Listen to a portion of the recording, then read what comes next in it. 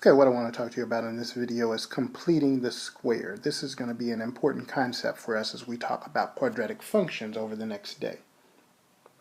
So suppose I have the quadratic function f of x equals x squared plus 6x minus 7.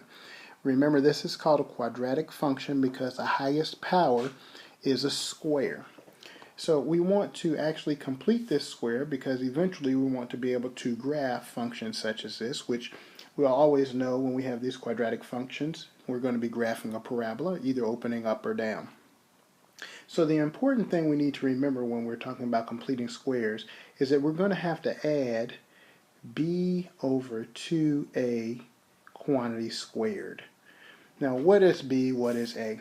Well, in general, when we're looking at a quadratic function, it's going to look like f of x is equal to a x squared plus bx plus some c.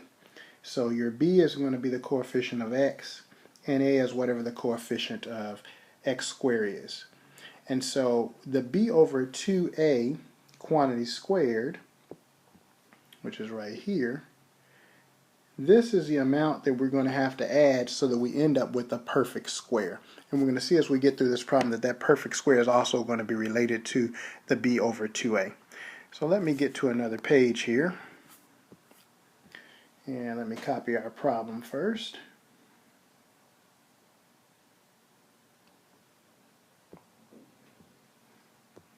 Paste that over here so we can see it.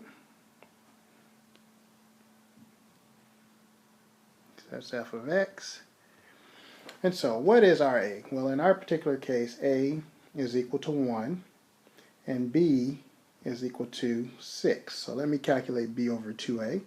That's b over 2a is equal to 6 over 2 times 1, or 3. And then remember, we have to add that amount squared. So that's going to be 3 squared, which is 9. So now I'm going to regroup this. I'm going to have x squared plus 6x plus 9.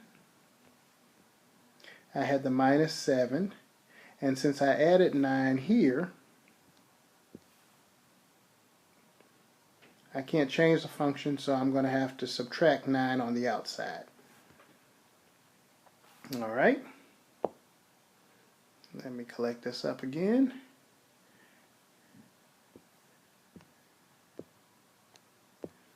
And so there's the function that I'm working with now.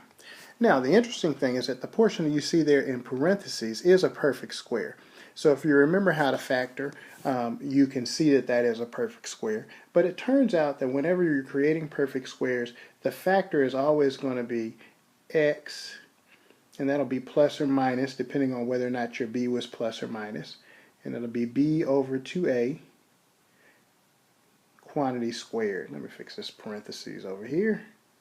So that's the way it's always going to factor. So in our particular case, our b over 2a, remember, was 6 over 2 times 1, or 3.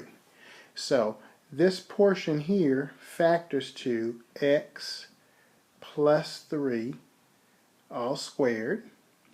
And then I have over here this term left, or these two terms, right? The minus 7 and the minus 9. So minus 7 minus 9 is, of course, minus 16. So here's my function, f of x, with the square completed. And so now I have completed the square for my quadratic function.